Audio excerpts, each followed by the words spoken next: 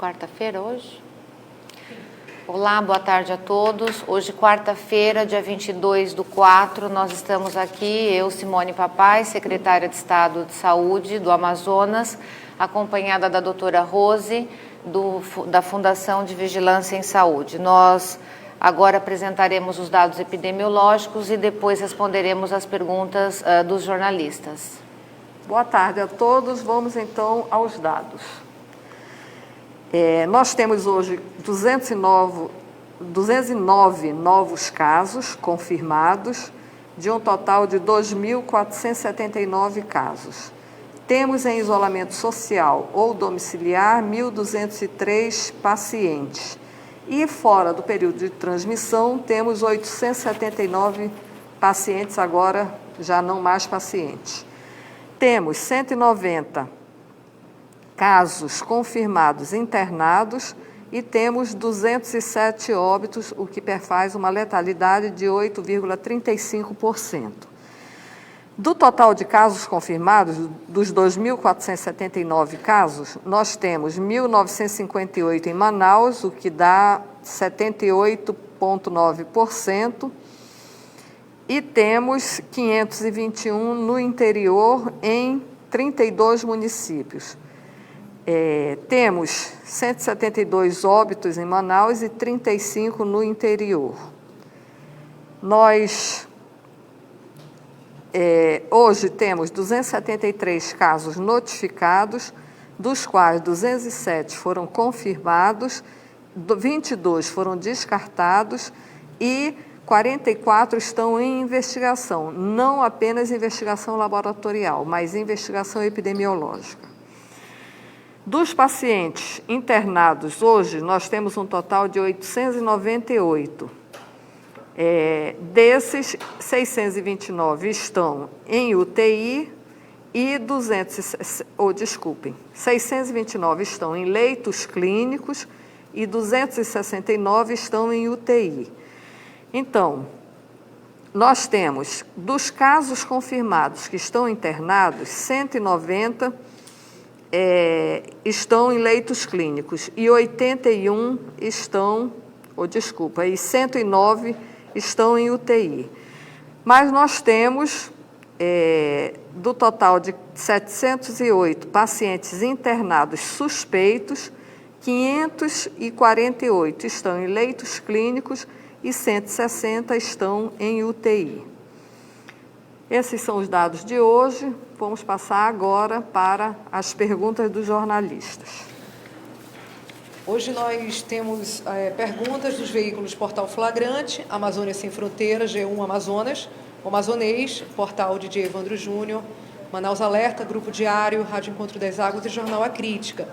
Lembrando que o nosso tempo aqui é reduzido, né? E as perguntas, a SECOM recebe dezenas e dezenas de perguntas de veículos locais, nacionais e de veículos mundiais também. Algumas vêm para cá, as outras são respondidas via assessoria por e-mail. As primeiras perguntas são de vigilância. Todas as mortes por insuficiência respiratória e pneumonias chegam a ser testadas, doutora Rose, para a Covid-19? E as mortes têm sido rápidas, com primeiros sintomas e a morte no mesmo dia?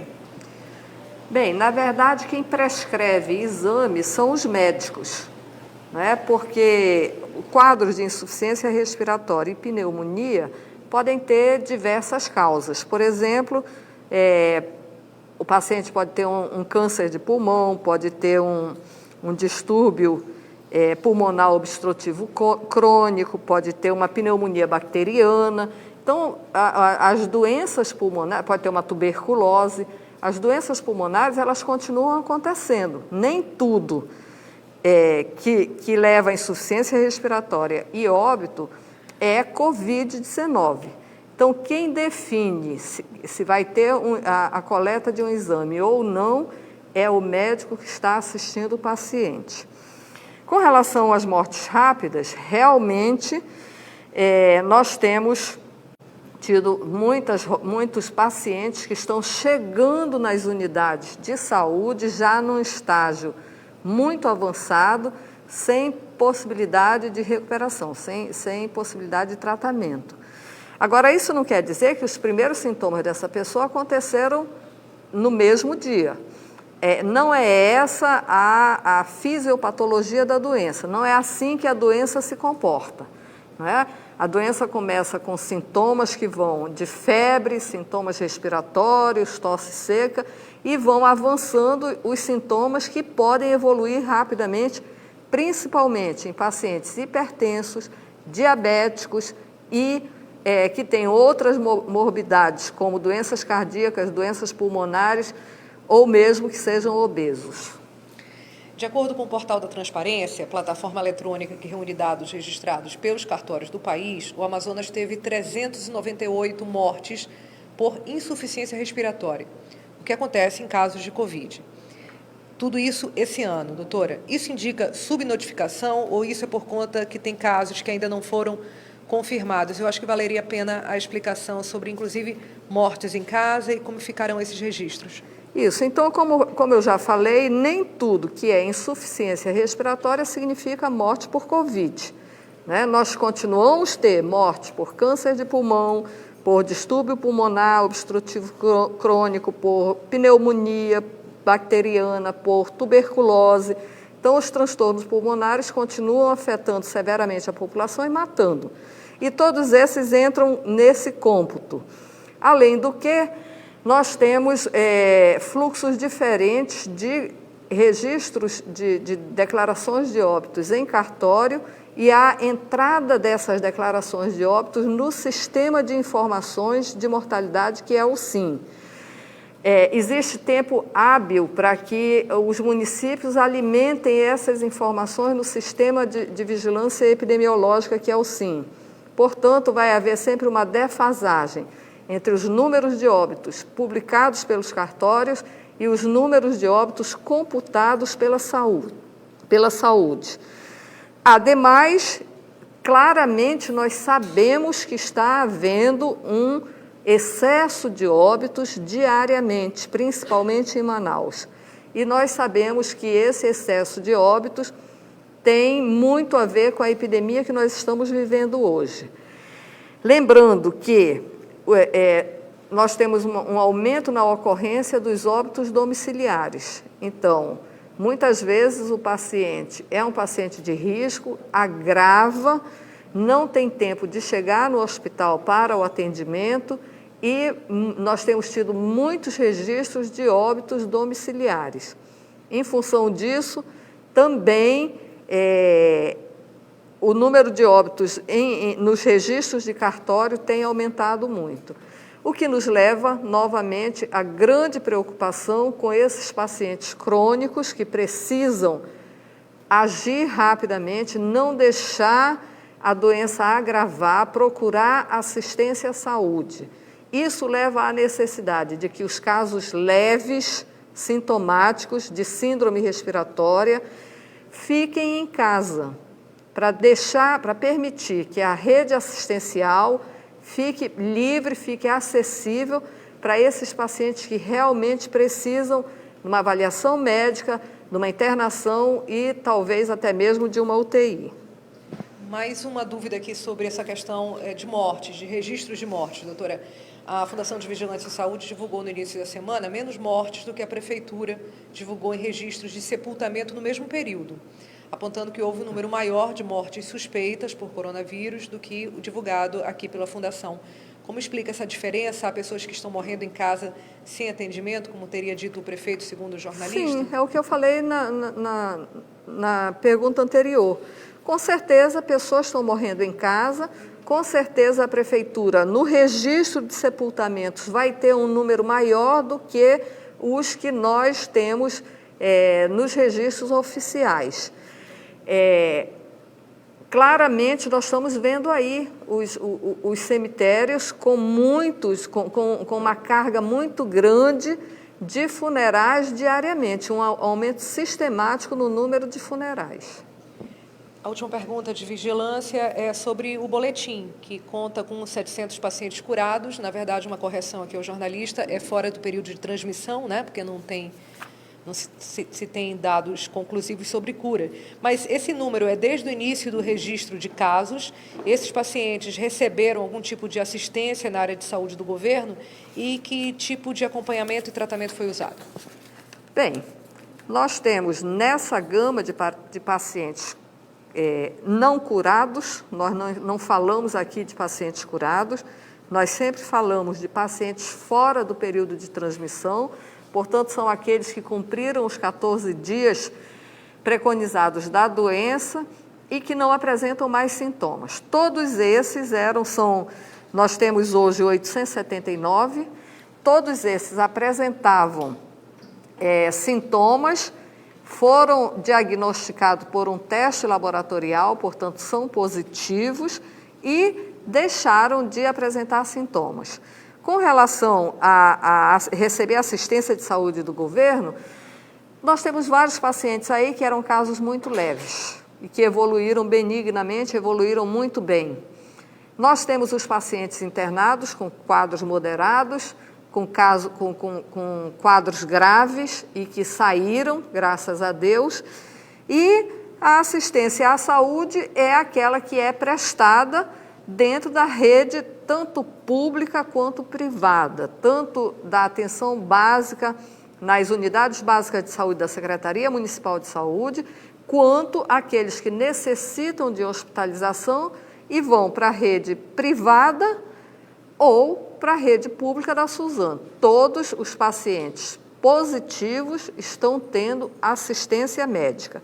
Com relação a tratamento, quem define é o médico. Nós não temos autonomia para definir que tipo de tratamento vai ser aplicado. Então, dentro dessas mais de 800 pessoas, estão pessoas que foram comprovadamente, que tiveram em algum momento o vírus, mas foram, por exemplo, assintomáticas também, Sim. né? Sintomas leves, sintomas um pouco mais complicados, internados e pessoas que tiveram agravamento. Exatamente. E saíram. Todo mundo está dentro desse número? Todos estão. E todos os que foram comprovadamente positivos passaram por um médico e tiveram assistência médica. Isso desde o início da epidemia? Desde o início da epidemia. Agora, perguntas sobre assistência, Simone. Por conta da falta de leitos de UTI, as pessoas estão evitando irem aos hospitais? Você acha que já tem alguma comprovação se pessoas estão evitando ir aos hospitais? Como proceder nesse caso? Essas pessoas também seriam consultadas pelo aplicativo? Pessoas estão sendo orientadas a voltar para casa quando chegam a unidades de saúde? Não, eu não atribuo a ausência de falta de leitos, a ausência de leitos de UTI para que essas pessoas estejam não indo às unidades hospitalares. O que vem acontecendo é a nossa orientação e informação de que, em casos com sintomas leves, as pessoas procurem o acesso no aplicativo SASE para serem orientadas do quadro, de como se comportar frente às características e aos sintomas da doença. O aplicativo, ele é uma ferramenta para o auxílio de se vai ou não procurar uma unidade de saúde.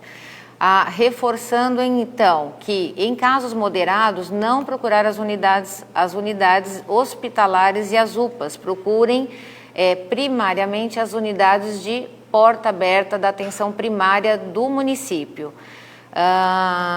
Quanto a... Orientadas a voltar para casa? Se elas são orientadas, não. O que nós temos feito nas unidades, por conta do número alto de atendimentos, em casos de pacientes com outras características, outros sintomas que podem ser atendidos na atenção básica, os diretores, a parte administrativa, a equipe assistencial orienta esse paciente a procurar uma outra unidade, a não ser a unidade hospitalar. Por dois motivos, porque nós precisamos evitar a contaminação desses pacientes que procuram as unidades, não no caráter de urgência e emergência, mas com sintomas de outras doenças, outras comorbidades, para que não haja contaminação deles e nem dos próprios profissionais que ali estão atendendo. A próxima pergunta é justamente sobre contaminação. O jornalista pergunta se o atendimento de pacientes em outras unidades não aumenta a proliferação, por que não concentrar tudo na Newton Lins E no Delfina, a pergunta é por que essas unidades estão de porta fechada e não porta aberta, como é falado no linguajar da área de saúde? O desenho da pandemia, ele é realmente ele é feito dessa forma. As unidades de porta de entrada, elas recebem os pacientes com média e alta gravidade. Esses pacientes são assistidos, são internados e daí sim eles são referenciados para as unidades de referência. Essas unidades de referência, porta fechada, ela tem como entendimento técnico uma assistência já com manejo especializado, tanto da equipe dos leitos clínicos, quanto da equipe de UTI de salas rosas, que é a nossa porta de entrada, tanto da referência quanto das unidades de pronto atendimento.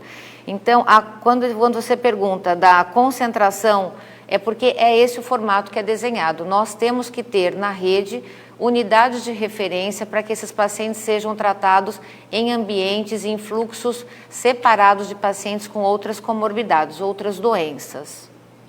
O Amazonas estuda abrir outro hospital de campanha? Veja bem, essa é uma pergunta que a gente acaba informando a população, informando os órgãos de regulação todos os dias. Voltando a dizer que o número projetado necessário somente para atendimento de média complexidade e alta complexidade para enfrentar o Covid no estado do Amazonas, ele gira em torno de 2.130 leitos. Portanto, a Secretaria de Estado, ela tem se debruçado na ampliação de leitos em várias vertentes. Então, a resposta é sim, nós temos sim estudos, inclusive manifestação junto ao Ministério da Saúde, entregamos um ofício também ao nosso vice-presidente, demonstrando o apoio, né, que o Ministério já havia nos contactado, o Ministério, a parte de infraestrutura, da possibilidade de implantação de um hospital de campanha. E aí sim, o hospital de campanha de uma retaguarda de média complexidade, é um paciente que ele precisa ser assistido, não necessariamente com uma unidade de terapia intensiva. Então, é o atendimento intermediário, onde ele não pode ir para casa e ele precisa de uma assistência hospitalar. Então, nós solicitamos, sim, junto ao governo federal e ao Ministério da Saúde, 400 leitos. Sinalizamos também que a necessidade não só da estrutura, mas de equipes, insumos e equipamentos para a implantação dessa unidade. Por que a Suzano tomou essa providência? Nós temos que fazer um diálogo junto a todas as unidades que são possíveis de nos fornecer leitos ao Estado, para que a gente complemente minimamente essa rede para não deixar de dar assistência às pessoas suspeitas, às pessoas confirmadas e os agravamentos da doença que vem aumentando exponencialmente. Isso tudo é feito em paralelo, né, secretária? Exatamente. A ampliação do Delfina, Newton Lins, outros hospitais, campanha. Exatamente. Os dados epidemiológicos nos mostram e nos sinalizam em que caminho que nós devemos seguir. Então, hoje, como é de conhecimento de todos, as nossas unidades elas já estão no atendimento máximo. Os pacientes são assistidos e necessitam, então, de uma transferência para esses leitos de referência. Não há como tomarmos medidas separadas e aguardar a finalização de um completo ocupação de leitos de uma unidade para então tomarmos providência para abrir outra unidade. Então, esse permeio, essa interação, tanto com as unidades, as instituições que já existem, como leitos, como ontem nós tivemos, inclusive, uma reunião com o Hospital Universitário Getúlio Vargas, né? Então já fizemos esse contato, eles foram acessíveis conosco, já liberaram alguns leitos de UTI, de clínica médica. Hoje teremos à tarde uma reunião com a equipe da Beneficente Portuguesa. Então, tudo isso é feito ao mesmo tempo. Nós, hoje, a Secretaria de Estado, o Governo do Estado, o Brasil, ele corre contra o tempo. Então, nós temos que nos preparar e antecipar a ampliação de todos os leitos simultaneamente. Que eram as próximas perguntas, né? A partir de quando o HUGV já recebe pacientes já está recebendo? Eles receberam ontem 2 pacientes de UTI, mais 9 pacientes de clínica médica. Eles sinalizaram uma capacidade inicial de 18 leitos de UTI e 45 de clínica médica. Eles estão finalizando a contratação de recursos humanos e vão estender esses 18 leitos para 31 leitos de UTI. Então, será mais um hospital de referência para que a gente tenha como fornecer acesso ao atendimento dos pacientes Covid. E a outra era sobre Beneficente Portuguesa mesmo, né? Quantos leitos serão usados e quanto vai custar para o Estado o serviço? Sim, hoje à tarde, às 16h30, nós teremos uma reunião com a equipe administrativa do hospital, né, da Beneficente Portuguesa, e é assim que a Suzano tem feito, junto com todos os parceiros, o diálogo, a conclusão de que a gente junto pode fazer uma força-tarefa para cada um salvar o maior número de vidas possíveis. Inclusive, nesse diálogo ontem, nós tivemos uma discussão muito importante com o reitor da universidade, quanto à questão dos médicos sextoanistas que anteciparam a sua formatura, dos médicos residentes, para que eles possam atuar na rede não só no município de Manaus, mas nos municípios do interior. Então, esse diálogo ele vem sido diariamente ampliado com os pares, né? Hoje nós temos como o maior impacto essa ampliação de leito, juntamente com as questões tanto de apoio de empresas, apoio de instituições de ensino, apoio de pesquisa, apoio da fundação. É assim que nós temos trabalhado e é assim que nós vamos vencer essa guerra com o menor número de vidas perdidas possíveis. Bom, essas foram as perguntas de hoje. Lembrando que a secretária e a doutora Rose tiram esse tempo, né, para responder as perguntas de jornalistas e tudo, nesse caminho de transparência, mas que realmente são muitas, dezenas de perguntas e a gente não consegue fazer todas aqui. As perguntas que não foram feitas serão encaminhadas pela assessoria. Então, uma boa tarde a todos. Boa tarde, doutora Rose. A gente encerra o boletim dessa quarta-feira, dia 22. E lembrando, fiquem em casa. Obrigada, uma boa tarde.